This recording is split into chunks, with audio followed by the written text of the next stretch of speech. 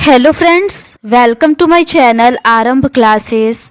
आज के इस वीडियो में हम लोग बीपीएससी टीआरई के लिए क्लास 6 to 8, 9, 10th और 11, 12th के लिए जियोग्राफी के क्वेश्चंस को आपके साथ सॉल्व करेंगे। इस बुक में एनसीईआरटी के क्लास 6 से लेके 12 तक सभी चैप्टर्स के एमसीक्यूज दिए हुए हैं। इस बुक में BPSC TRE 1, 2, 3, DSSB TGT PGT, KVS TGT PGT, NVS TGT PGT, EMRS TGT PGT में कुल मिलाकर 91 क्वेश्चन पेपर के एनसीईआरटी बेस्ड क्वेश्चंस दिए हुए हैं। तो बिना देर किए चलिए आज का ये वीडियो शुरू करते हैं।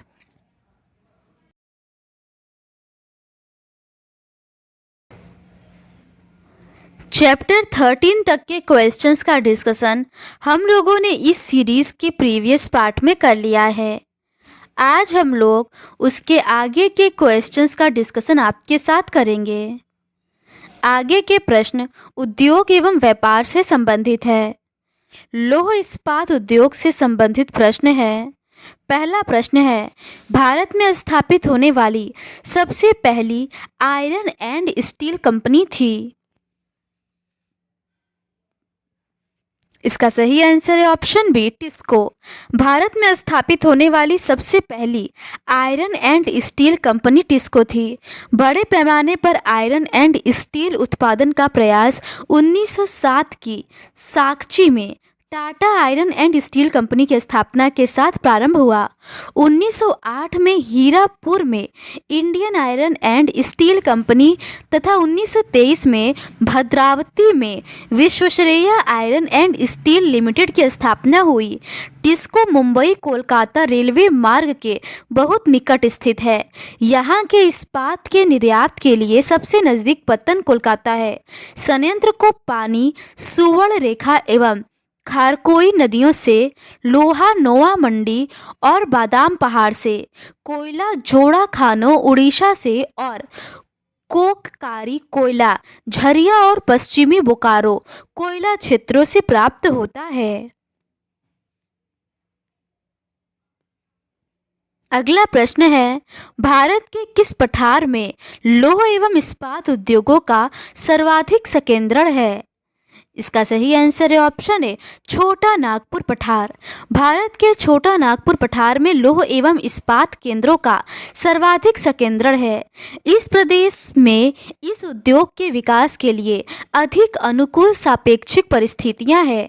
इनमें लौह अयस्क की कम लागत, उच्च कोटि के कच्चे माल की निकटता, सस्ते श्रमिक और स्थानीय बाजार में इसके मांग की विशाल संभाव्यता सम्मिलित है। अगला प्रश्न है, भद्रावती लौह एवं इस्पात संयंत्र कहाँ स्थित है? इसका सही आंसर है ऑप्शन बी, कर्नाटक में। भद्रावती लौह एवं इस्पात संयंत्र कर्नाटक में स्थित है। इसकी स्थापना 1923 में कर्नाटक के शिमोग जिले में भद्रावती नदी तट पर की गई थी। यहाँ बाबा बुदन की पहाड़ियों के केमानगुंडी के लौह अयस्क क्षेत्रों के निकट स्थित है। चूना पत्थर और मैग्नीज भी आसपास के क्षेत्रों में उपलब्ध है। इस संयंत्र को जल भद्रावती नदी से प्राप्त होता है, लेकिन इन क्षेत्रों में कोयला नहीं मिलता। अगला प्रश्न है, भारत के निम्नलिखित किस प्रदेश में लोहा एवं इस्पात उद्योगों का सबसे ज्यादा केंद्रीकरण हुआ है? इसका सही आंसर है ऑप्शन बी, उत्तर पूर्वी पठार।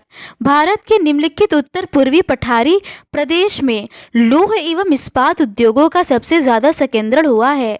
इस पेटी के अंतर्गत छोटा नागपुर का पठार, उड़ीसा के पठार, पश्चिम बंगाल तथा छत्तीसगढ़ के कुछ भाग आते हैं।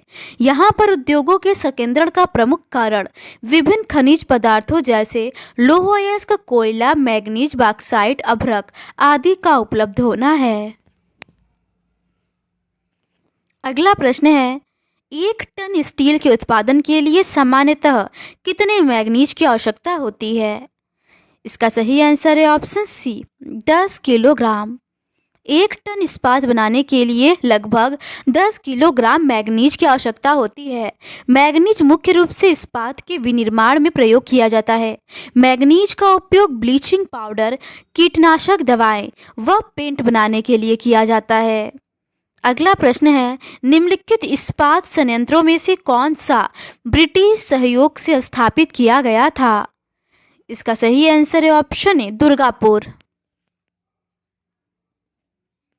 हिंदुस्तान स्टील लिमिटेड दुर्गापुर, इस कारखाने का निर्माण 1962 में ब्रिटेन के सहयोग से पश्चिम बंगाल के वर्धमान जिले में कोलकाता से 160 किलोमीटर उत्तर पश्चिम आसनसोल के पास किया गया है।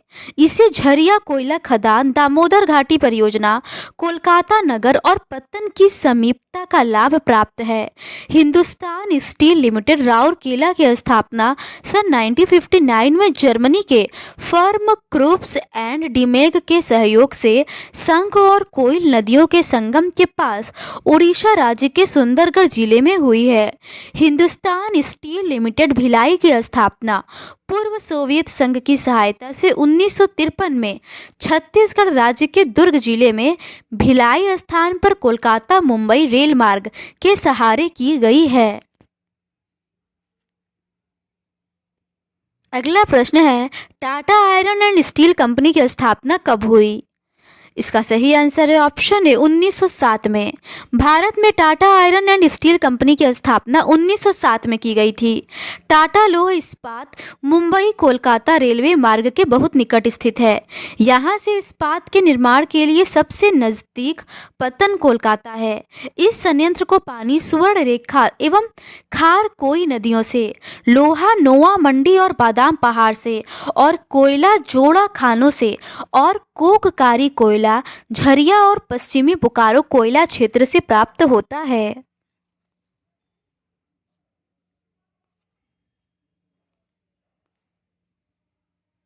अगला प्रश्न है, सलेम इस्पात संयंत्र तमिलनाडु को किस वर्ष कमीशन किया गया? इसका सही आंसर है ऑप्शन सी, वर्ष 1982 में। सलेम इस्पात संयंत्र तमिलनाडु को वर्ष 1982 में कमीशन किया गया। इस संयंत्र को पास के क्षेत्र से लौह अयस्क, चूना पत्थर तथा लौह मिश्र धातु प्राप्त होती है एवं इसको विद्युत आपूर्ति नेवेली से की जाती है। अगला प्रश्न है, निम्नलिखित में से किसे भारत के लौह और इस्पात उद्योग की समस्या के रूप में पहचाना गया है? पहला है, इसके लिए बड़ी मात्रा में पूंजी की आवश्यकता होती है। दूसरा है, कोकिंग कोल की उच्च लागत। तीसरा है, अंतर्राष्ट्रीय बाजार में बढ़ती प्रतिस्पर्धा। इसका सही आंसर है ऑप्शन डी, पहला, दूसरा और तीसरा। लोहा इस्पात उद्योग को आधारभूत उद्योग कहा जाता है। इसमें बड़ी मात्रा में भारी भरकम कच्चा माल की आवश्यकता होती है। लोहा निकालने के लिए लौह अयस्क को भट्टियों के कोकिंग कोल और चूना पत्थर के साथ प्रगलन किया जाता है। भारत में लौह इस्पात उद्योग में निम्न समस्याओं को पहचाना गया है: बड़ी मात्रा में पूंजी की आवश्यकता, कोकिंग कोल की उच्च लागत एवं अंतर्राष्ट्रीय बाजार में बढ़ती प्रतिस्पर्धा, परिवहन की समस्या, उन्नत मशीनरी का अभाव तथा कुशल मजदूरों की कमी, भूमि अधिग्रहण की समस्या आदि। अगला प्रश्न है, भद्रावती लौह एवं इस्पात संयंत्र कहाँ है? इसका सही आंसर है ऑप्शन बी, कर्नाटक में। Visvesvaraya iron and steel works Bhadravati Karnataka में स्थित है। यह प्रारंभ में मैसूर लोहा और इस्पात वर्क्स के नाम से जाना जाता था। बाबा बुदन की पहाड़ियों के केमानगुंडी के लौह अयस्क क्षेत्रों के निकट स्थित है। चूना पत्थर और मैग्नीज भी आसपास के क्षेत्रों में उपलब्ध है, लेकिन इस प्रदेश में कोयला नहीं मिलता। प्रारंभ में पास के जंगलों से प्राप्त लकड़ी को जलाकर बनाए गए चारकोल को 1951 तक ईंधन के रूप में प्रयोग किया जाता था। स्वतंत्रता के बाद द्वितीय पंचवर्षीय योजना में विदेशी सहयोग से 3 नए एकीकृत इस्पात संयंत्रों की स्थापना की गई। ये संयंत्र है राउरकेला उड़ीसा में, भिलाई छत्तीसगढ़ में और दुर्गापुर पश्चिम बंगाल में। ये सभी सार्वजनिक सेक्टर संयंत्र हिंदुस्तान स्टील लिमिटेड के अधिकार में थे।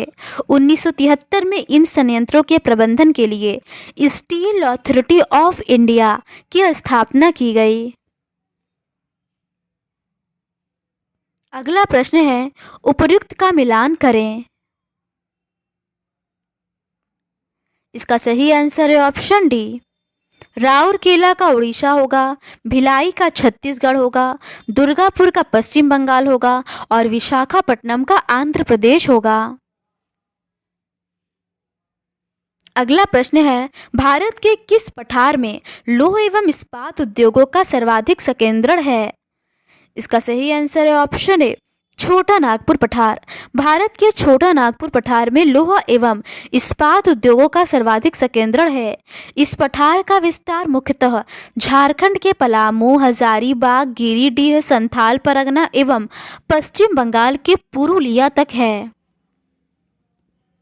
लौह इस्पात उद्योग के लिए लौह अयस्क और कोककारी कोयला के अतिरिक्त चूना पत्थर, डोलोमाइट, मैग्नीज और अग्निशः मृत्तिका आदि कच्चे माल की आवश्यकता होती है, जो छोटा नागपुर पठार पर पाए जाते हैं। आगे के प्रश्न कृषि आधारित उद्योग से संबंधित है। क्वेश्चन नंबर 13 है, भारत में सन 1855 में प्रथम जूट उद्योग कहाँ स्थापित किया गया था? इसका सही आंसर है ऑप्शन सी, रिसरा में। भारत का पहला जूट उद्योग कोलकाता के निकट रिसरा में सन 1855 में लगाया गया। 1947 में देश के विभाजन के बाद जूट मिले तो भारत में रह गई, लेकिन 3/4 जूट उत्पादक क्षेत्र पूर्वी पाकिस्तान अर्थात बांग्लादेश में चले गए। जूट को सुनहरा रेशा भी कहा जाता है। पश्चिम बंगाल, बिहार, असम, उड़ीसा तथा मेघालय जूट के मुख्य उत्पादक राज्य हैं। अगला प्रश्न है, 1855 में भारत में पहली जूट मिल किस स्थान पर स्थापित की गई? इसका सही आंसर है ऑप्शन सी, रिसरा में। अगला प्रश्न है, मुंबई में पहली सफल कपड़ा मिल किस वर्ष स्थापित की गई थी? इसका सही आंसर है ऑप्शन है 1854 में। मुंबई में पहली सफल कपड़ा मिल वर्ष 1854 में स्थापित की गई थी। देश में आधुनिक स्तर पर सूती वस्त्र उद्योग के प्रथम कारखाने की स्थापना 1818 ईस्वी में फोर्ट ग्लोस्टर में हुई, जो असफल रहा। 1861 में अहमदाबाद में शाहपुर मिल तथा 1863 में केलिको मिल खोली गई। अगला प्रश्न है, निम्नलिखित सूती वस्त्र उद्योग केंद्रों में से कौन सा सबसे उत्तर की ओर अवस्थित है? इसका सही आंसर है ऑप्शन बी, कानपुर। कानपुर सूती वस्त्र उद्योग केंद्रों में सबसे उत्तर की ओर अवस्थित है। कानपुर उत्तर प्रदेश में सबसे बड़ा सूती वस्त्र उद्योग केंद्र है। इसमें स्थानिक निवेश के आधार पर सूती वस्त्र मिलों की स्थापना की गई। सूती वस्त्र का पहला सफल कारखाना 1854 ईस्वी में मुंबई में कवास जी डाबर द्वारा स्थापित किया गया। उज्जैन सूती वस्त्र केंद्र मध्य प्रदेश, औरंगाबाद सूती वस्त्र केंद्र महाराष्ट्र में तथा अहमदाबाद सूती वस्त्र केंद्र गुजरात में स्थित है। अगला प्रश्न है, चीनी उद्योग की स्थापना निम्नलिखित में से कहाँ पर होती है? इसका सही आंसर है ऑप्शन बी, कच्चे माल के पास। चीनी उद्योग की स्थापना कच्चे माल के निकट की जाती है। यह देश का दूसरा सबसे महत्वपूर्ण कृषि आधारित उद्योग है। गन्ना एक भार ह्रास वाली फसल है। चीनी और गन्ने का अनुपात 9% से 12% के बीच होता है, जो इनकी गुणवत्ता पर निर्भर करता है। खेतों में काटकर एकत्रित करने से लेकर ढुलाई की अवधि तक इसमें सुक्रोज मात्रा सूखती रहती है। गन्ने को खेत से काटने के 24 घंटे के अंदर ही पेरा जाए तो अधिक चीनी की मात्रा प्राप्त होती है। अतः इसके अधिकांश कारखाने गन्ना उत्पादक क्षेत्रों के निकट ही स्थित है। अगला प्रश्न है, निम्न में से कौन सा भारत का आद्य प्रादेशिक योजना प्रयोग था? इसका सही आंसर है ऑप्शन सी, दामोदर घाटी परियोजना। दामोदर घाटी परियोजना भारत का आद्य प्रादेशिक योजना प्रयोग था।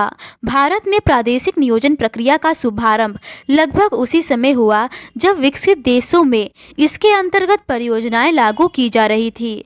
अमेरिका के टेनेसी घाटी परियोजना को आधार मानते हुए भारत ने स्वतंत्रता प्राप्त करते ही सन 1948 में ही दामोदर घाटी मंडल गठित किया और दामोदर घाटी कानून के अंतर्गत इस मंडल के कार्य क्षेत्र, अधिकार, परियोजना के तैयार करने और उसे क्रियान्वित करने तथा इसके लिए संसाधन जुटाने आदि के सभी प्रावधान उपलब्ध कराए।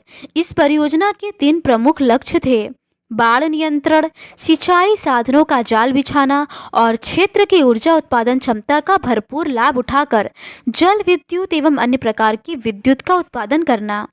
अगला प्रश्न है, डैश तमिलनाडु के मैनचेस्टर के रूप में जाना जाता है। इसका सही आंसर है ऑप्शन डी, कोयम्बटूर।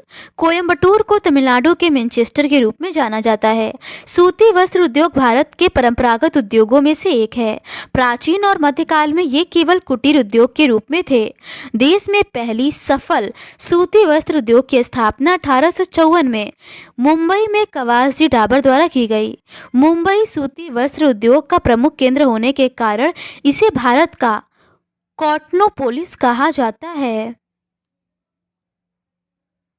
भारत में सूती वस्त्र उद्योग को 2 सेक्टर्स में बांटा जा सकता है, संगठित सेक्टर और असंगठित सेक्टर। वर्तमान समय में सर्वाधिक सूती कपड़ा मिलें सहकारी क्षेत्र के अंतर्गत आती हैं। तमिलनाडु में सबसे अधिक मिलें हैं और इनमें से अधिकांश कपड़ा न बनाकर सूत का उत्पादन करती है।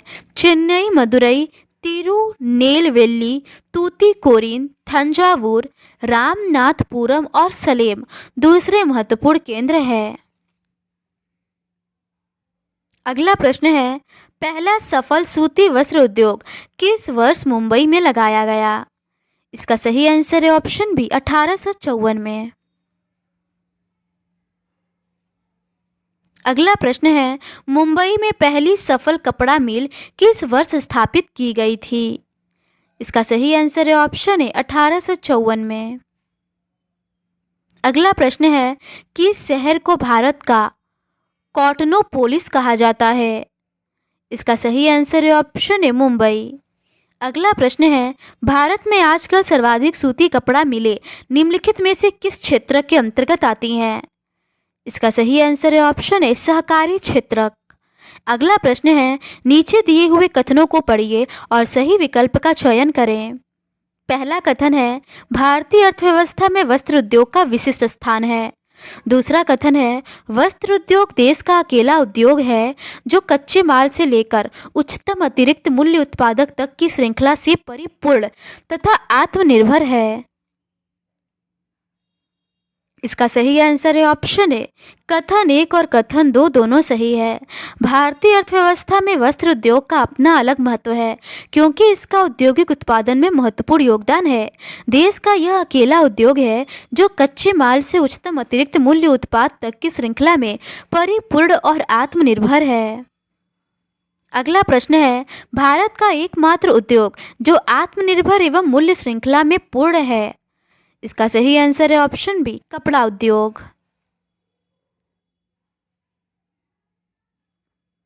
तो आज के इस वीडियो में बस इतना ही।